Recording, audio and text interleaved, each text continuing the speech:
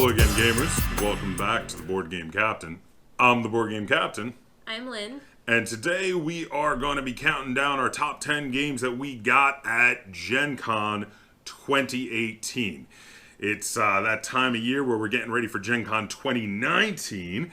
I'm going to have a link in the description down below to our haul video if you'd like to check it out if you didn't back in 2018 of all the stuff we got.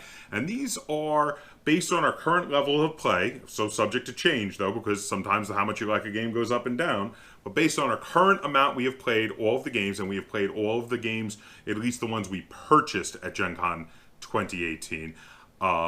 This is our rankings, 10 through 1, of our top 10 favorite games we got.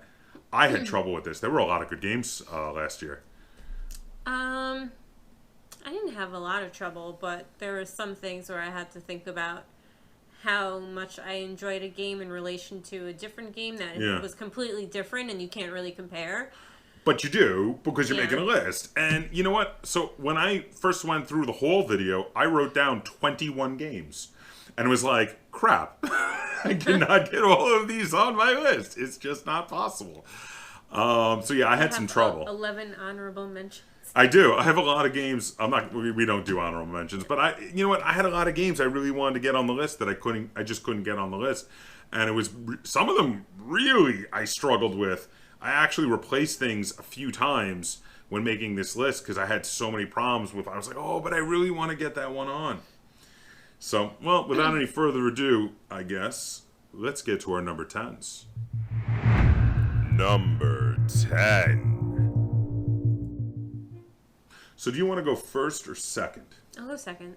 Okay, so in which case, I'll do my number 10 first. So my number 10 is, and I'm not sure if the review is out to this yet, but I quite like this game a lot, and that is Professor Treasure's Secret Sky Castle. Not only do I love the game, I love to say the title. So Professor Treasure's Secret Sky Castle is a heads-up dueling game where you have a group of adventurers that you are committing to different rows and columns of a series of tiles to try to take the tiles before your opponent does. And you're trying to outsmart them with your initiatives because they all after you play all the cards out, they all go in initiative order, and there's some cards you can play on top of your opponent's cards, which then delay their effect until later, so maybe they may not even get to go, and you're trying to collect keys to open treasure chests when you have enough keys to go around to open them, and artifacts to collect lots of artifacts. This is a really fun game. I really like Professor Treasure's Secret Sky Castle. If you're looking for a good heads-up game that's not a typical bluffing or battle strategy game, something a little different, this is a really good heads-up game that really does not fit the normal mold of what normal two-player games are. So that's my number 10, Professor Treasure's Secret Sky Castle. My number 10 is Mystery of the Temples. Ooh. Pause for effect. I guess it's sort of set collecting. Oh, it definitely is set collecting. Because you set collect little crystals, but then the crystals have to be in a certain order for you to use them to then get points. So there's also, I don't know, what would you call that? It's weird because you put them on this board, this personal board, and you're slowly building up lines, and you have to be able to draw them along the lines in the right order to uncurse the different the different temples. I don't know. It's at its base, it's set collecting, but it's pattern building. Yeah, pattern building is where I was going, and you just said it before. Oh, I'm sorry, I jumped all over you. I apologize. It's okay. It just hit me right before it hit you, I guess. But, so I guess set collecting, pattern building. No, we haven't even filmed a review to this one yet, but I quite like it too. This is one that hurt me that I couldn't make it on the list. So, spoiler, it's not on mine. But, but I do like it a lot. My number 10 was Mysteries of the Temple. Number 9. Alright, so for my number 9 is a game that I kickstarted but picked up at Gen Con, so I felt like it counted. We did have it in our Gen Con Hall video, and that is Space Park. So now, Space Park is basically one big rondel where you collect gems of different colors to be able to use them to pay for points cards, which either have a small amount of points but great abilities, or not very good abilities but a large number of points. You want to get the good abilities early on to help benefit you in collecting gems and having a better ability to get more of those cards later. But later, you're really just trying to get the big points ones to have the bigger score at the end of the game. It's a fairly simple game. It's very approachable, but I don't know. I just really like it. I love the whole 50 style travel posters done like kind of the ones you would see advertising foreign destinations or national parks done for other planets. And so you have this whole 50 style nostalgic sci-fi feel mixed with travel poster art kind of feel. And so the feel and the art style is amazing, and then the gameplay was incredibly fun. I know I raved about this one a lot when I did the review to it, and you were a fan of this one too, though probably not as high as me. I don't know if it made your list, but that was my number 9, Space Park. Can't get my list open. Here we go. My number 9 is Samurai Jack. Oh, okay. I guess it's sort of a race game, right? Even though it's like a sort of... Not really. You want to get to the end before everyone else. But not before you pick up enough cards to be able to defeat one of the spots. So it's again set collecting. Yeah. Because you're collecting cards that have certain symbols on them. Because there's 3 possible spots on the villain to defeat, and each one needs certain cards to defeat them. Yeah, I was getting there. Oh, sorry. I'll show up right now. So each card has symbols on it, and you use those symbols to defeat the villain at the end. And so it is sort of set collecting, but also racing, but also you're working together because you don't want a coup to be on the same spot as Jack. So it's semi-cooperative, but not really. Yeah.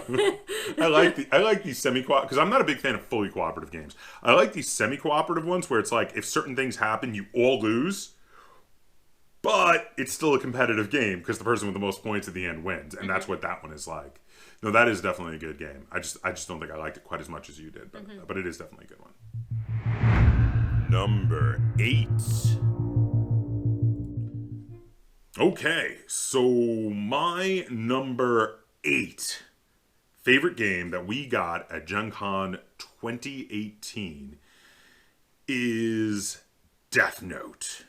Confrontation. Okay, we have had crazy fun with this game, you and I. I like being both sides. It's thoroughly asymmetrical. One side is, if you're familiar with the Death Note anime or mangas, one side is Kira and is going around killing all the world's criminals, while the other side is L and is trying to figure out who Kira is. And the designers came up with a brilliant method of using deduction to figure it out. And even though I stink at this game, like I think I've beaten you maybe once, maybe twice at the most, and we've played it a lot. But I still love it, and that's the mark of a great game. You know a game is great if you lose all the time, but you still want to play it all the time. And this is a really good game. I love the deduction. I love when you're Kira. I love trying to strategically plan your kills as to throw off the other player's deduction. And it's just, I mean, it's a really good game. I enjoy it a lot. I don't know how else I can say it, but there's all the mechanics they chose to use, even ones where when you're reading the rules you're like, oh, that sounds a bit simple, but then you play it and you're like, oh no, this is great, and it works with everything else so well. Like that coin thing of picking the ones, like when I first read that I was like, oh, that's kind of silly, but then when you're doing it you're like, oh my god, this is amazing. It's tense and it's fun. You're like, oh, what are they gonna pick? So yeah, I really like Death Note a lot. So that was my number 8, Death Note Confrontation. My number 8 is Mesozoic. It is, you're building a dinosaur park, but you have cards on a grid in front of you with, it's like a 3x3, I think, something like that. I think it's 4x3. 4x3, but one is missing, and you have to slide the cards. Like a slide puzzle. Yeah, like a slide puzzle to, make your optimize your dinosaur park. Because you get points better when things are linked together. You can within a certain amount of time. It's like a minute 40 seconds or something. Because like there's cards with like halves of enclosures, and if you can fit them together, they get points. And there's cards with monorails, and if you can link them to other cards with monorails, you get points. And then there's like construction vehicles that if you have them next to certain things, you get points. I enjoyed it just nowhere near as much as you did. So this is not one that made my list. But I know you like it a lot because you asked to play it a lot on game nights. Mesozoic was my number 8. Well, there you go. Number 7. My number 7 game on our top 10 games that we got at Gen Con 2018 was Multi-Universum. Now, this was a game that is a big game in a tiny little box because the box is really small, but there's a lot to this game. All the cards are multi-use, which I really like how they work. And what they can do changes depending on what space you're in. So there's a lot of times where you'll play a card to move just to be able to play a different card to do something specific there.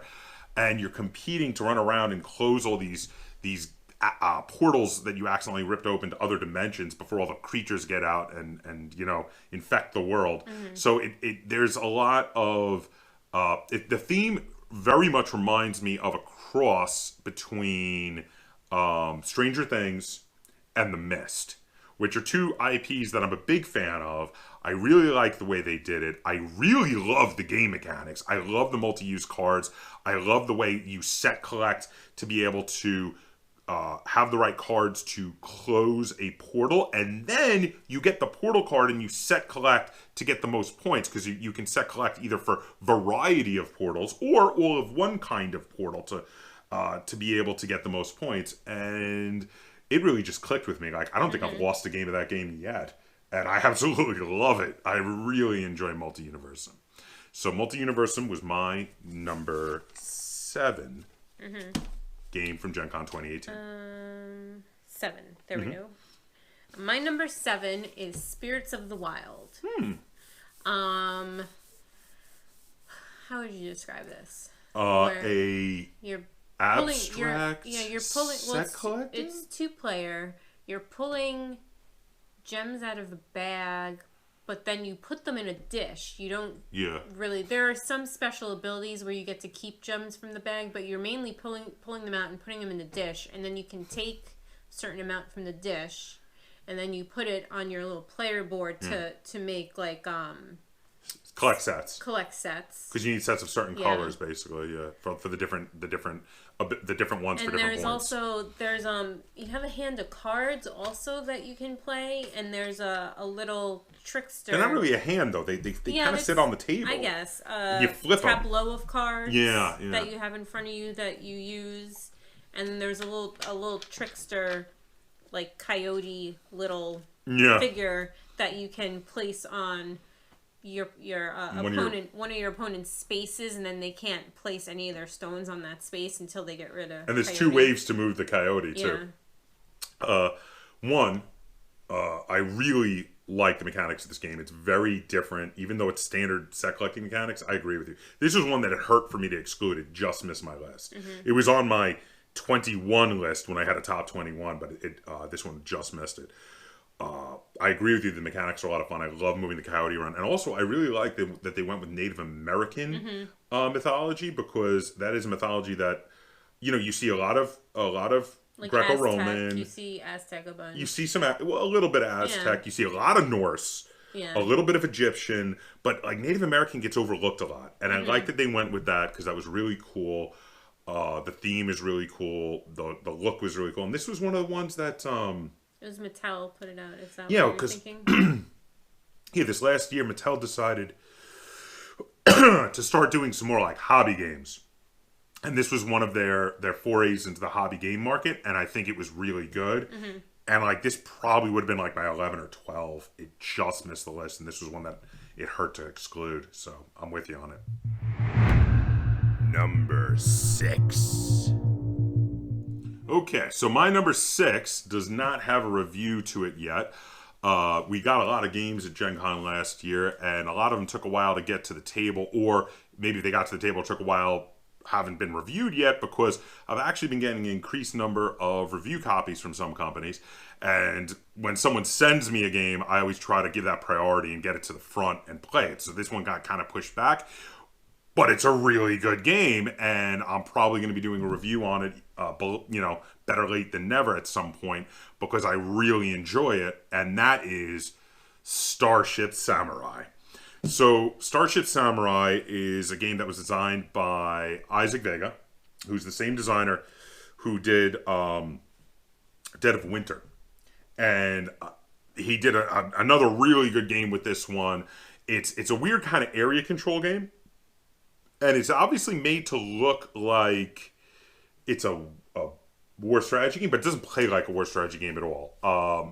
Any of the destruction is never permanent. Guys who get destroyed come back for free at the end of every round. Mm-hmm. And then you just fight again over new areas to try to control them, to get the cards for them and earn points and such by winning battles. It's just a really fun game, and even though there's some take that elements, they don't feel that serious because none of the damage is ever really permanent, because you always get your guys back.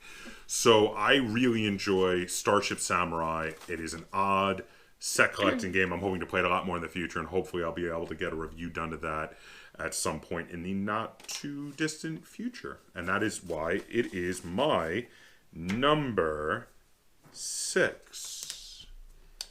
My number 6 is Everdell, which is another set collecting game. And resource management. I would say it's more resource management and worker placement. Yeah, but you make your village. It's more like a tableau building, though. Yeah, I guess. I don't know if it's really set collecting. Well, there are some things that work together, although they're not necessary. Well, you could definitely make an argument for the instead of the resource management for it being set collecting, because you have to collect certain sets to buy things. Yeah. So there is that. Okay. Yeah, it's mainly worker placement, and then you use the resources that you get from placing your workers to buy either buildings or villagers, and then you can place them in your village in front of you, and they work together, and there's a lot of synergy. Yeah. And I love that there's a cool ability where if you play a building first, each building has you can put an occupy token on it once to get the person that would live there into your village for free if they're available. And it allows you to chain getting cards out into your village. And feels a little bit like village building, but it's really more like a tableau building. But yeah. Woo, love that game. Number 5. Okay, so my number 5 favorite game that we got at Gen Con 2018 was Tyler Sigmund's Crows. Now, we did shoot a review to this, and it is already out, and we both really liked this game. We were very positive about it. It's a very brain-burning game. There's a lot of it's kind of area control, but it's also very, very much, there's a lot of movement strategy. You have to be very much, I'm trying to think of the word. What would you call it? Positional strategy? Yeah. Positional awareness? Because it's so odd. There's tile laying, but then you move pieces around on the tiles, and you're trying to have uninterrupted groups of tiles so you can draw the crows into your totem that you put down to get points. This game is a lot of fun. I really enjoy Tyler Sigmund's Crows. It's a real thinker, a real brain burner. And that is why I put it on my list as my number 5 favorite game that I got at Gen Con 2018. My number 5 is Welcome to. Ooh. And it is a flip and write? Is that what you would... I think that's what we said. Flip and write was what we decided. You have 2 decks of cards and you flip them over, and then you have to fill in your little... You're like a I think it was one of our viewers actually told us that Yeah. it was Sue Park, who's one of our viewers, had said it was called a flipping route. We didn't know during the unboxing. We didn't know what to call it. We were like, It's like I know there's a word that I can't think of, but like a neighborhood builder. It's not neighborhood is the wrong word. There is an actual word. urban planning. Yes. Oh, okay. You do a bit of urban Yeah. planning, yeah. It's because you have rows of houses and you have to fill in their house numbers, and you get bonus points if the card that you use to fill in the house number has a pool and the house that you use has a pool and things like that. Yeah, there's a lot of extra effects. It's always a number plus an effect. An effect you can use effects to build parks or to build fences to help you make housing developments of certain amounts of size because you got to fence them off. Yeah, no, that's a really good game. I do agree with you on that.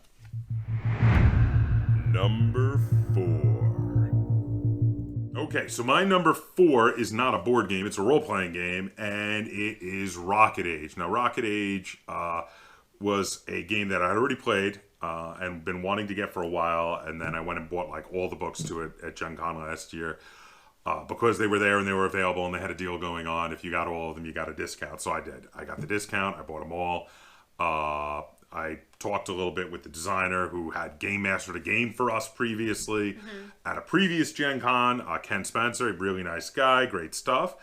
Rocket Age is all about recreating the feel of nostalgic 50s movie serials as well as pulp era books and in a role-playing game, and it's great fun. It's corny and awesome, and you can have adventures on Mars and Venus and the moons of Jupiter, and yeah, I love it. It's really cool. Rocket Age is a lot of fun. Definitely a good role-playing game.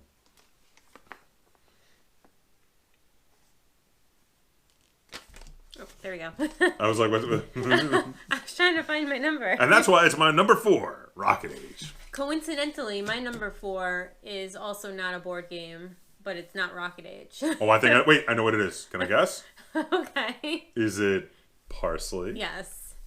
It is Parsley, which is sort of, I guess it's sort of role-playing, but yeah, it's very strict structure. Yeah. Because it's based on the text adventure computer games where there's, you do the wrong thing and the computer just says like, no, you can't do that. You have to pick the right options.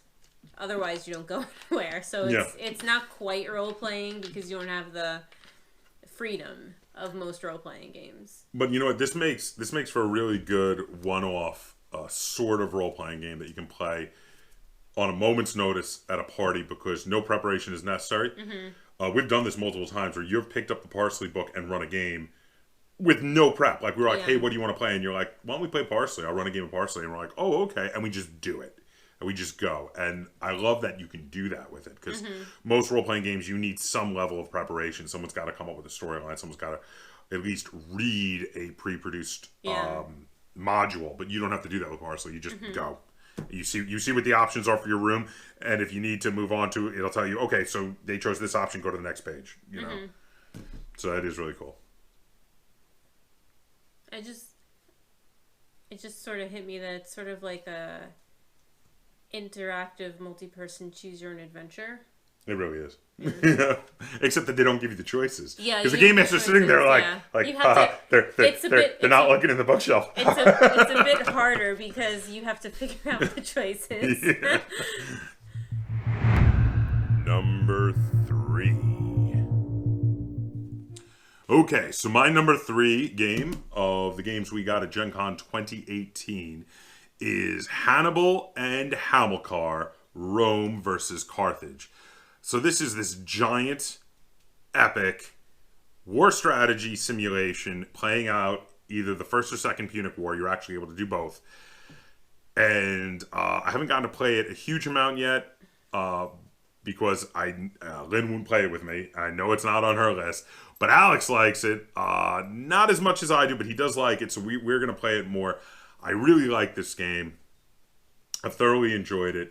It's incredibly involved, and it's got both a hand management system for doing your actions as well as then a card system for combat that are both really brilliant and I really like a lot. And that is why it made it all the way down to my number 3 game on my favorite games that I got at Gen Con 2018. And that is Hannibal and Hamilcar, Rome versus Carthage. My number 3, which I think is our first crossover. Oh yeah, we haven't like it's weird because I was expecting more crossover on this list. Well, my number 3 is Death Note. Oh. And the only thing I want to add is that it's like Battleship with serial killers. That's how I explain the game. You actually said that once before in the video. Yeah, it's really funny. Battleship with serial killers. Yeah. All right, let's move on to our number 2s then. Number 2. All right, so my number 2 favorite game of the games that we got at Gen Con 2018 is Root.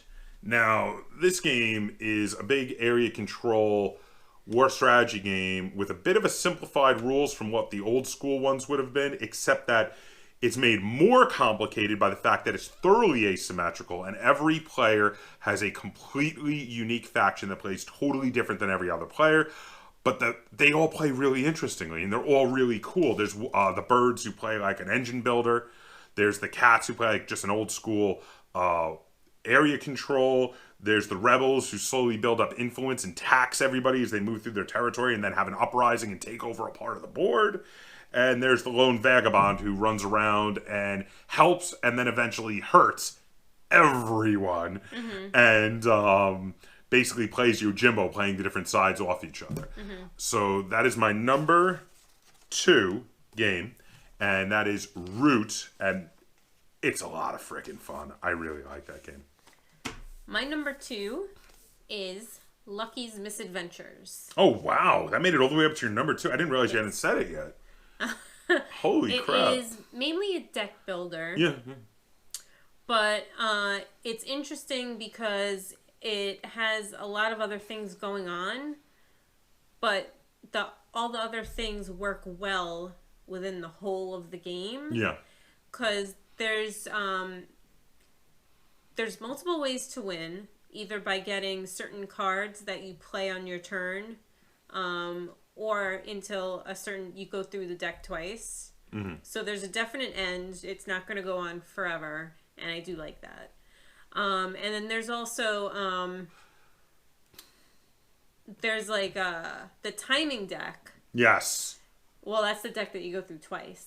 You have to address that. It's so cool. The timing deck has, depending on the cards that come out, it will activate secondary abilities on cards in your hand. And then also sometimes it has also extra effects that just affect everybody, either good or bad. Yeah. So yeah, the timing deck is brilliant in that. That's actually one of my favorite parts of it. Yeah, that's a good game. It didn't make my list, but it's a good game. I do agree. And now it is time for number 1. Okay. We are down to our number 1s here. You want to give me a drum roll? Come on, give me a drum roll. No? No, not going to help me out with the drum roll? God, I'm just wondering what it is because we had only you one want to guess? crossover. You want to guess? Well, I'll tell you what. I'll give you a hint. You ready? It's a crossover. You've already mentioned it. Oh, I have? You have. What do you think it is? You mentioned my number 1. My number 1. Mentioned it? You mentioned it. Oh, is it Everdell? It is Everdell. You got it. My number 1 is Everdell. And like I said when Lynn was talking about it, I love that game. The chaining of effects in that game are amazing. I love the resource management. I love the village building. It really feels more like, because I mean, when you play a card, it's not locked in that position. You can move it around. So it does feel more like a tableau building than really a village building. But it's still great. And you know what? The board looks amazing. I love the 3-dimensional tree, even though it's not necessary. I love the worker placement in it. I love everything about that game. And every game I have played of it, I have been like, oh my God, I love this game. It's definitely one of my best. It's not just one of the best games. It's not just the best game that I got at Gen Con 2018. In my opinion, it's one of the best games of 2018. It was so amazing. And that's why it's my number 1, and that is Everdell. Want to tease me with what you got there? Well, Is it a crossover? Not a crossover. Not a crossover.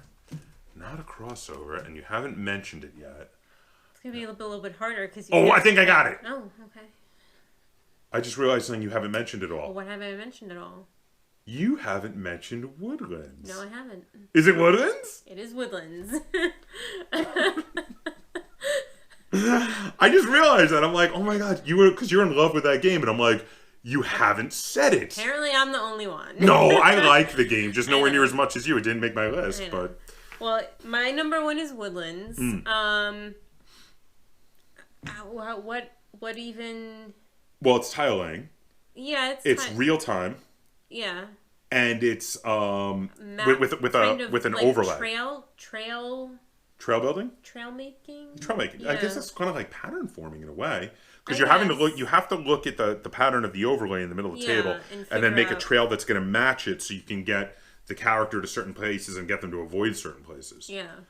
So, sorry, I'm jumping all over your description. Go ahead. I was just, I didn't know how to describe it. It's really kind of, okay. Because I didn't even think of tile laying because I mean you lay the tiles every round, but you're mainly looking at the overlay trying to put the tiles in the right place to not mess up your trail. I have come to telling people when I try to describe this game to them, I've come to telling them, imagine Looney Quest crossed with Baron Park. Because Looney Quest, that whole thing of drawing the line, except and while looking at the thing in the middle of the table and trying to make it match, except that instead of drawing a line, you're doing the tile laying like in Baron Park, and you have to fill up your board and then take the overlay and put it on the tiles and make it match. So yeah, that's kind of like, I don't know, it's kind of hard to describe. I've never played Looney Quest, so. You would like it. I think you would like Looney Quest. It's a fun game. It's got a similar feel to it. Okay. So I do think you would like it. But so now, granted, I jumped in to help you because you were having trouble. Did you have anything else though you want to talk about with Woodlands? No, just I really like it. It gets the first couple ones. You're like, oh, this is so easy, and then you get to the third and the fourth, and it just kicks your butt down a hill, and you roll into a thorn bush and then fall into a river and then knock your head on a rock and fall off a cliff.